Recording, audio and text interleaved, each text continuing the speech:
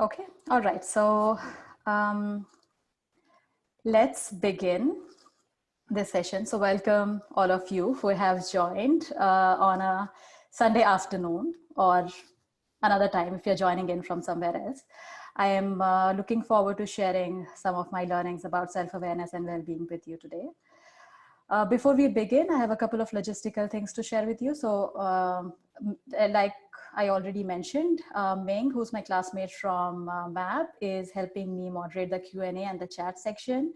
This is my first Zoom webinar, so bear with me as I figure out how to handle this. And so thank you, Ming, for helping me out.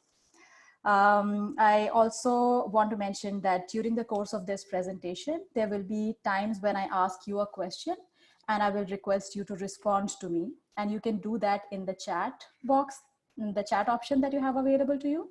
And in case you have questions for me, you can share them in the Q&A section, and we'll take all the questions towards the end. Once we've finished with the content part of this presentation, we'll look at the questions. If you have a really burning question that is impacting your ability to attend the webinar, you can type that in the Q&A section as well, and Ming will be monitoring that, and she'll let me know if there is something really pressing that needs my immediate attention.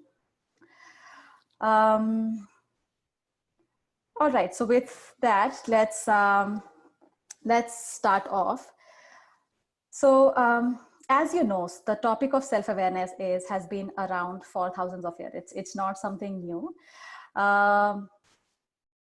I work as a coach, and self-awareness is a big part of my work. And when I went to the MAPP program and I graduated in 2016, my capstone project was focused on self-awareness and well-being. And the reason I have been interested in this topic, there are numerous reasons, but one particular reason that really drives my desire to know more about this topic and share all of this comes from my own personal experience. So about 8 years ago, I was going through a really difficult and challenging period in my life. And it seemed like all areas of my life were falling apart. So whether it was my relationships, whether it was work, whether it was my health, all of those things I was struggling with. And during that time, I started coming across this idea that our thoughts have a huge impact on our lives. The way we think contributes to, and in many ways creates the reality that we live in. And when I came across this idea, I was compelled to ask myself, what were some of the thoughts that I'd had in my life that had led to where I was and the state of my life at that point? And I realized that the first step of that process of trying to change my life was to become aware of my thoughts. And that's where the self-awareness piece came in, and I started actively reading about it and learning more about it. And in the last 8 years, by learning more about myself and taking action to change things in my life, I have been able to make some really effective changes, and I'm definitely in a much better place today than I was 8 years ago. And so when I got the opportunity to study positive psychology and dive deep into the topic, the self-awareness and well-being connection stood out to me, and that's what I wrote my capstone about.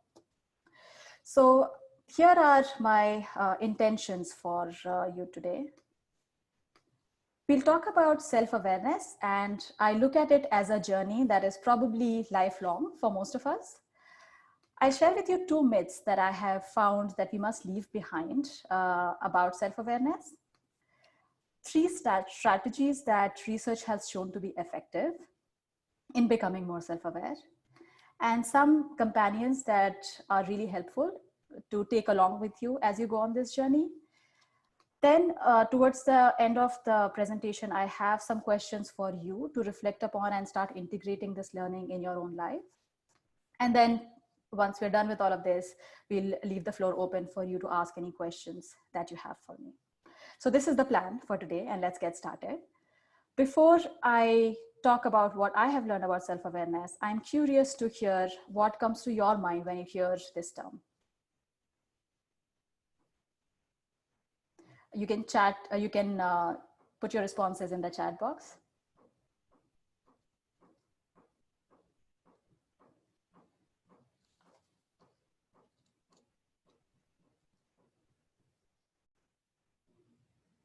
Ming, you can, if you don't mind reading the responses to me, and I think you're on mute. Yep, we're talking about reflection, the work of Tasha Urick, Yeah. and the knowledge about myself, knowing who you are. Okay. Yes, excellent. Excellent. So I realize that I'm talking to a group that is definitely interested in self-awareness. That's why you are here. And so some of you seem to have read Tasha Urick's book on self-awareness. And some of you are talking about self-awareness as looking inwards to learn more about, reflecting and learning more about our thoughts and feelings. And that is how self-awareness is usually understood to be. And when I was reading the literature on this topic during my capstone, in my capstone, I proposed that self-awareness has two different levels. The individual level, which is who we are as individuals, and this is what some of you are referring to, and also the universal level, which is learning more about who we are as human beings. So we are all unique and different from each other, and we're also similar to each other in various ways. And having a combination of an awareness of both these things can help us become more effectively self-aware. And as somebody pointed out, so research by Tasha Urick in the last few years has also categorized self-awareness as being of two different types. So internal is who we think we are, and external is how others see us. And the main points that I want to make over here is that there is more than one way to look at self-awareness. These are by no means exhaustive definitions of everything the term means, but some different perspectives to expand our awareness of self-awareness, let's say. Now, having touched upon this a little bit, let's move on to the first myth. And that myth is that I know myself well. Now, I'm a good example of this.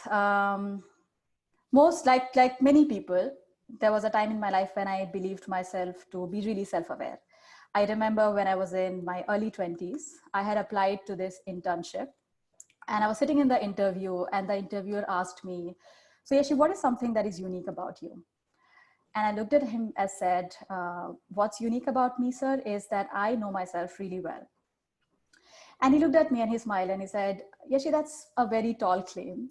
There are people who spend their entire lives trying to get to know themselves, and even a lifetime sometimes is not enough. And to be this young and say that you know yourself really well is a tall claim.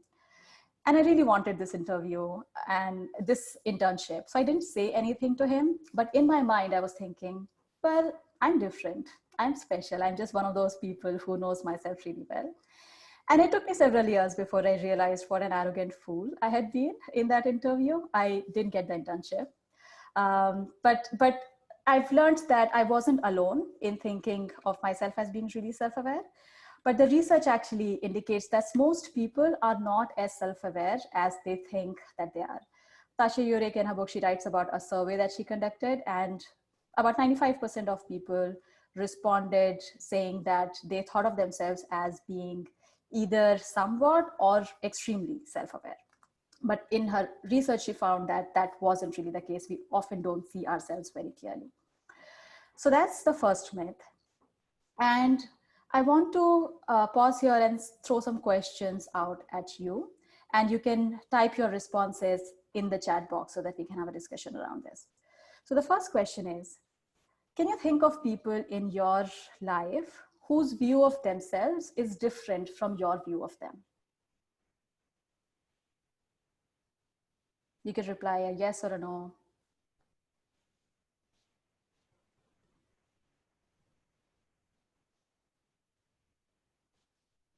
Pink, you're on mute. Oh yeah, I think we're just many, you know, all of them, yes, yes. So yeah, okay, a lot of yes. Excellent. The next question is, think of a 10-15 years younger version of yourself. Did you believe things about yourself that you no longer believe? And again, you can say yes or no in the chat box.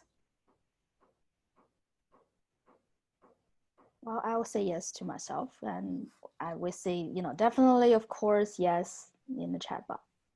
Okay, good. And finally, how much Probably room do you, sorry, well. what? One of the answers, probably. Probably, okay.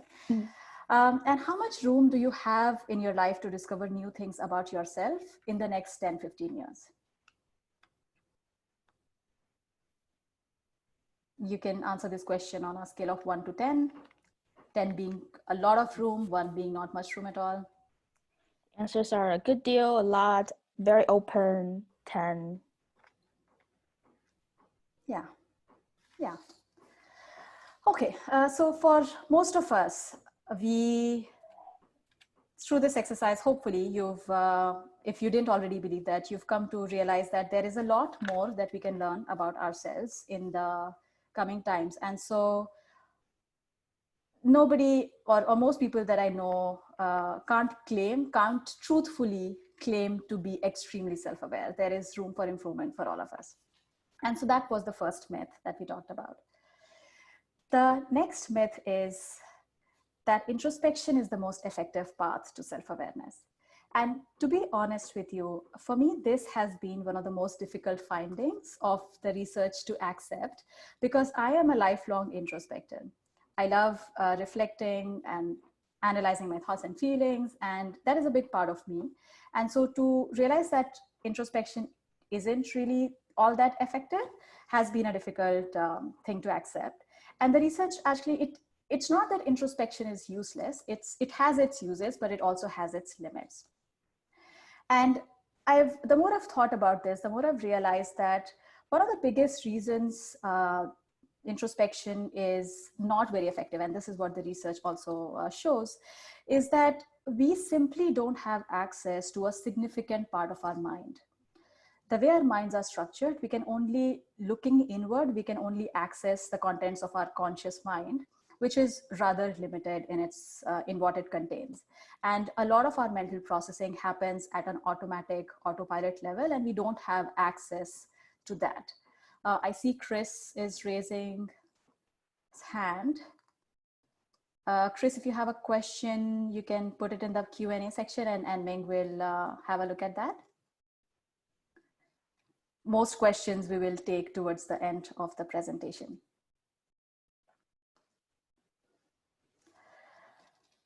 Right, so introspection is, as I was saying, is something that doesn't give us direct access to our unconscious minds. And that's why it's not all that effective. And an example of this is I work with a lot of leaders in my work as a coach. And many of them spend a lot of time introspecting about their strengths, their improvement areas. All of them want to grow in their career in a variety of ways. And sometimes we use this tool called the 360 assessment. Many of you may be familiar with it. And that's a tool through which leaders get feedback from their manager, through their peers, from their direct reports. And I have rarely come across a situation where their view of themselves matched exactly what other people had to say about them. So even though they spend a lot of time introspecting, they still exhibit behaviors, and there are things about themselves that other people can see, but they themselves can't. And that's why and that's just an example of how introspection is not super effective in us becoming more self-aware. And so if introspection is not all that effective, then the natural question that arises is, if we do want to become self-aware, then what do we do? And so there are 3 different strategies that I will talk about in this section. All of this come from the research that I've read. And this is not an exhaustive list of ways in which you can become self-aware. There are various other ways, but for the scope of this presentation, I'll talk about these 3. And so the first one is to look outward at your actions, behaviors, and experiences rather than looking exclusively inward. So I found that the best way is to combine introspection with these other strategies that I'm going to talk about in our journey for becoming self-aware. I'll give an example about this from my own life. This was, I think, about 4 years ago when I started working from home for the first time. I was thrilled. I was just really excited about having entire days to work by myself on whatever I wanted. And I saw myself as this person who was introverted, who loved freedom and flexibility more than anything else. Those were my biggest values. And so I went into this process or this work from home, imagining that I would absolutely love it. And I did love it for the initial 6 months. But after that, I started noticing that I wasn't as energized or engaged, and I wasn't liking it as much as I had thought I would. And so I started reflecting on it, but I couldn't quite figure out why that was. And so one of the things that I started doing was, based on this research, I started looking at what were some of the things that differentiated a good day from a bad day for me in those times. And when I started looking at those experiences, I noticed that the days when I had prioritized some exercise, like taking a walk, or the days that had an element of social connection, so I was either meeting somebody for coffee or having a phone conversation with somebody, and also days that involved some form of structured learning, were some of the good days for me. Whereas if I had a completely open-ended day where I just, every hour I asked myself, okay, what is it that I'm going to do now? And I was completely free in a sense. Those were not very productive days or effective days for me. And if I had just reflected on what was going on, why was I feeling that way, and all of that, it probably wouldn't have yielded the same results. But looking outward and reflecting on that enabled me to form a clearer picture of what was going on. And I've been working from home for more than 4 years now. And having implemented these strategies in my life, so prioritizing some form of physical activity whenever possible, making sure that I'm connecting even during the pandemic, making sure that I'm having conversations with people is something that I find energizing. And that has enabled me to effectively work from home over the long term. So that's one example for this strategy. The next strategy that I want to talk about is to ask trusted others for their input and their feedback on yourself. And this is something that can seem tricky. It can also seem scary, and it can get complex and messy pretty quickly. So let me again give you an example from my own life where I use this quite frequently. So when I first came across this finding, and I started thinking about who in my life could I go to for feedback of this kind. And there are a few friends that came to mind, and also my husband. And I often seek feedback from him on various things. Sometimes he gives me feedback when I have not sought it, and that's not always the same, but I try to be open about that as well. But the reason I have been able to seek his feedback and incorporate that in my own self-awareness is because the biggest reason is that I trust him. And then I trust him to, one, be honest. I know that if he really wants to give me critical feedback, he's not going to hold himself back, and he can share that feedback with me honestly. I also know that he's going to be kind. So it's not that he will just be really brutally honest about it. He may be, but he'll do it kindly. And it makes it easier for me to receive that feedback rather than harsh feedback. And the third reason is that I know that he has my best interest at heart. So it's not he is invested in my personal growth and development, and he's not driving his own agenda. And having that awareness helps me take inputs from him. The same is true for some friends of mine. And also I find that my work with my own coaches, when I hire somebody to help me identify my own limiting beliefs or fears that may be holding me back, that can sometimes be extremely insightful, because I simply don't see those beliefs in me, but somebody on the outside can see them and point them out. And once they become a part of my conscious awareness, then I can do a better job of reflecting on them and changing them if that is something that I want to do. And the third method that I will mention here is to read evidence-based psychological works. Before I studied positive psychology, there were things that I had started learning about myself, but that 1 year of study immersed in psychology was really insightful in a variety of ways in increasing my own self-awareness.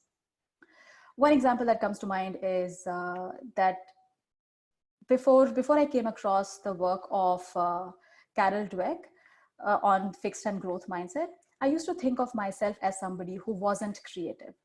So in my mind, creativity was this unique gift that was bestowed upon some people at birth, and others, unfortunate people like me, just didn't have creativity in them.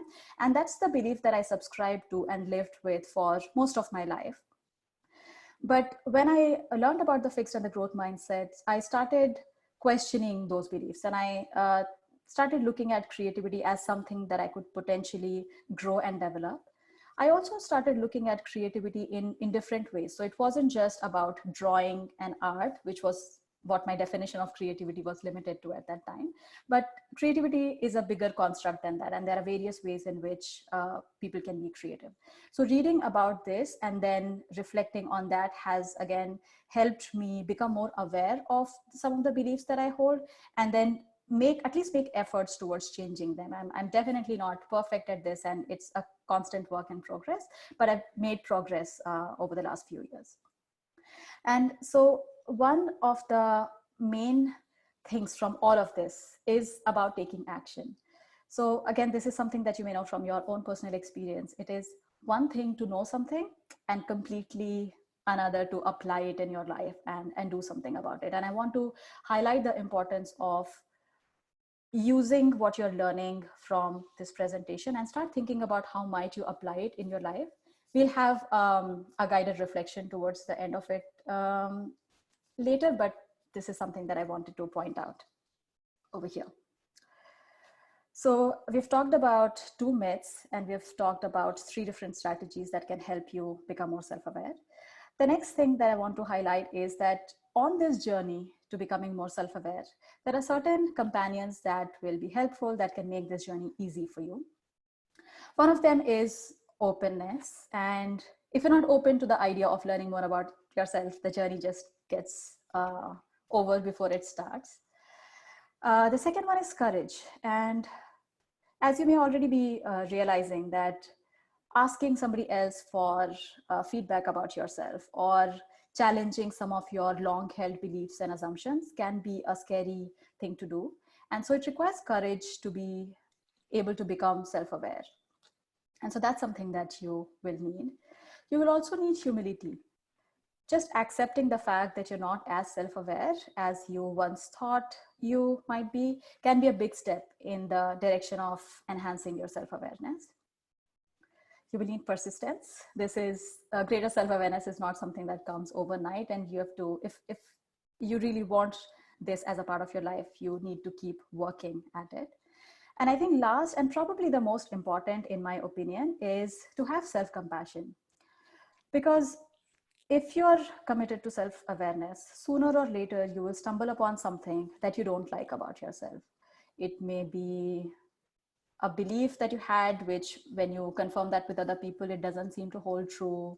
It may be an image of yourself that you had as a certain kind of person, and with experience, you realize that you're not that person, but you will come across something that you don't like about yourself. And at that point, it would be crucial for you to remember that you are human like everybody else.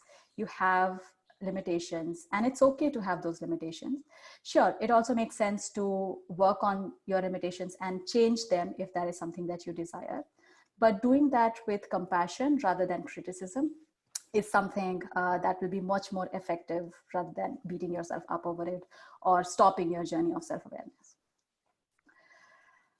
So far we've talked about the self-awareness aspects of this presentation, and there's a well-being component also that is a part of this.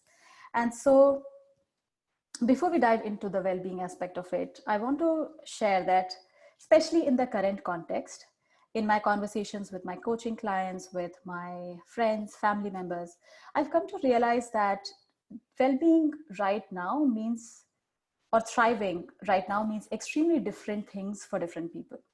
So on the one hand, I have clients and friends who have a lot of extra time on their hands right now.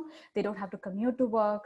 They can work from home. It's flexible, and they have extra time that they are really excited to spend on learning new things or pursuing a hobby or just taking a nap in the afternoon, and they're really enjoying that.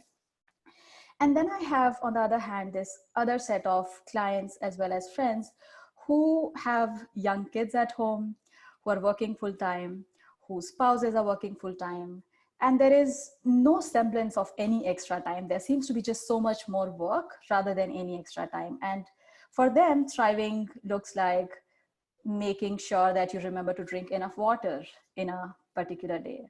Or if somebody mentioned that if I can get a few hours of sleep at night, that's great with a young child at home. And so I want to be mindful that there are different definitions that you may have of thriving at this point. And so my question for you is, what does thriving or well-being mean to you in the current context? And I want you to type your responses again in the chat section. I will give you about a minute to do this.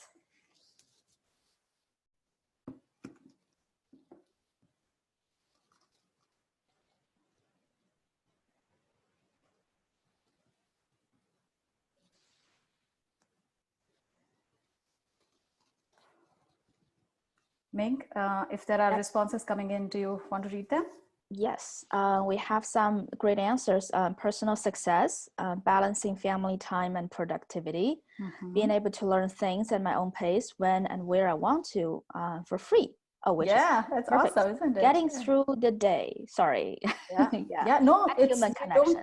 Sorry, Ming, 1 second. I just want to make a comment on that. You don't have to be sorry about that at all. Getting through the day right now can be what thriving looks like for you, and it's okay to have that. Yes, Ming, go ahead. Yep. That's so far. That's it. The answers. Okay. Excellent. The next question that I have for you is, what have you learned today that has the potential to enhance your well-being? And again, you can type in your responses in the chat, and Ming, if you don't mind, you can share them with me. Yeah, sure.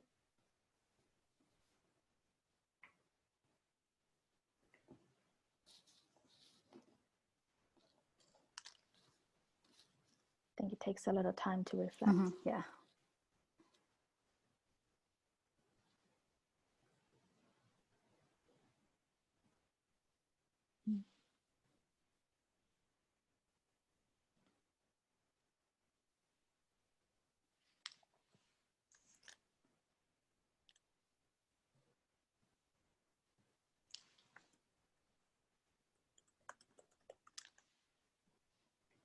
I see some chats coming in. Are there responses to this question or something else? Yeah, so we have some answers here. Asking my husband for assistance as he too is honest yet kind in delivery. Great. Being gentle with myself from Chris. That I'm not aware of myself. Oh, that's awareness. Importance of taking action. Yes. And we'll ask family members how they view me. They will be kind. Those are some great takeaways. Okay. And to take this even further, the next question that I have is, how exactly will you apply this learning in your life over the next few days or maybe even weeks? But here I want you to get really specific. So imagine trying to apply what you've learned to your life. What are some of the obstacles that you might hit? How will you overcome them? So I want you to create a plan that you can stick to and commit to yourself. And I'll give you a couple of minutes to do this. If you want to share this with us, you can share that in the chat box. Otherwise, you can keep this with you and take it with you.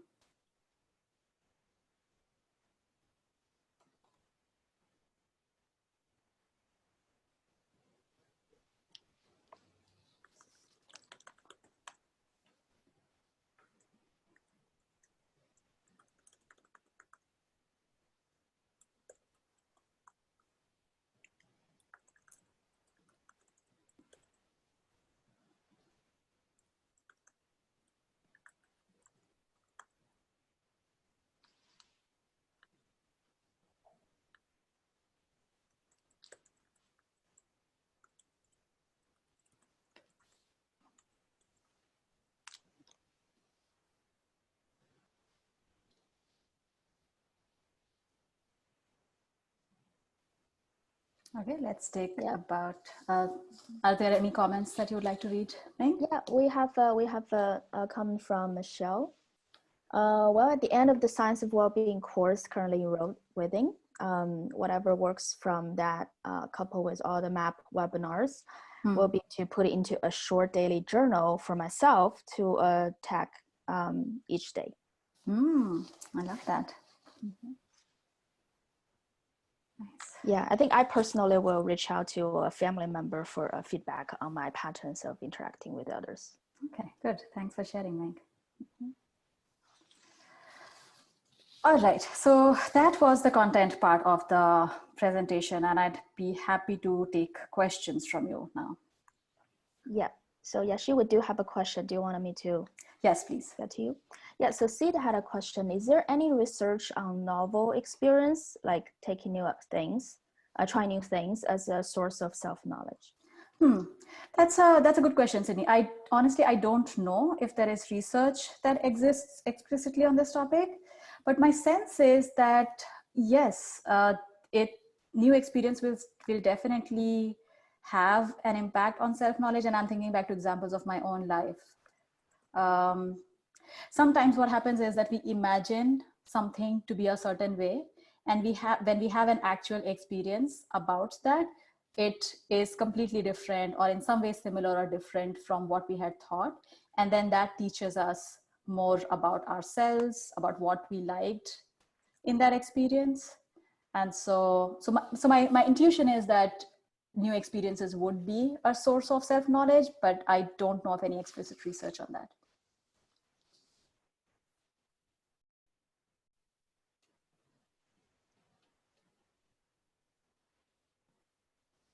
Okay, any other questions that any of you have? So everyone, if you have a question, please feel free to drop in the Q&A box, or you can just share in the chat and I'll pick up the questions for Yashi.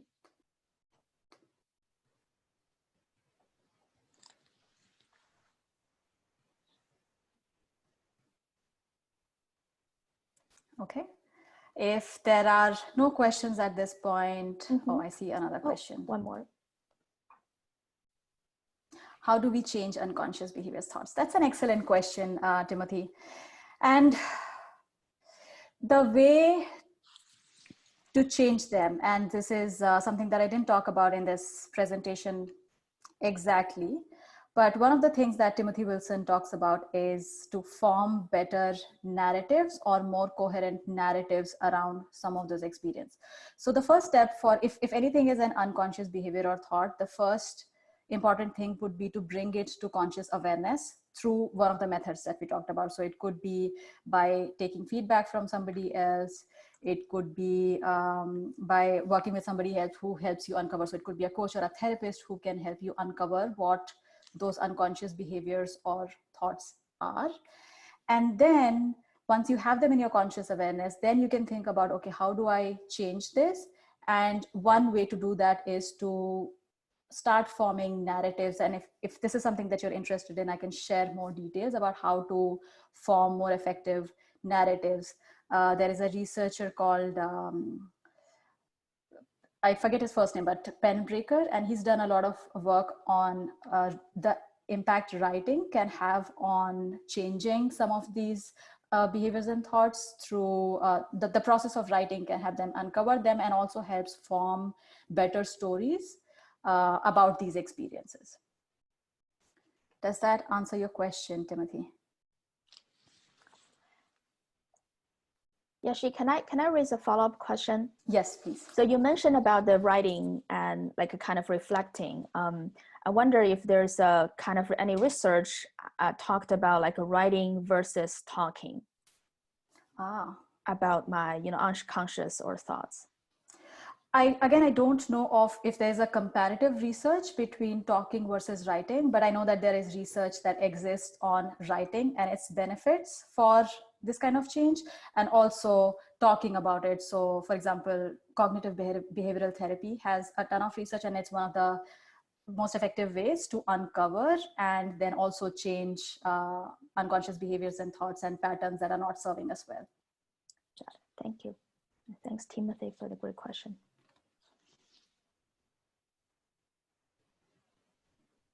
Okay. All right. Thank you to all of you for taking the time to come and attend this. And I hope you took something useful from this. And more than that, I hope that you will apply it in your life.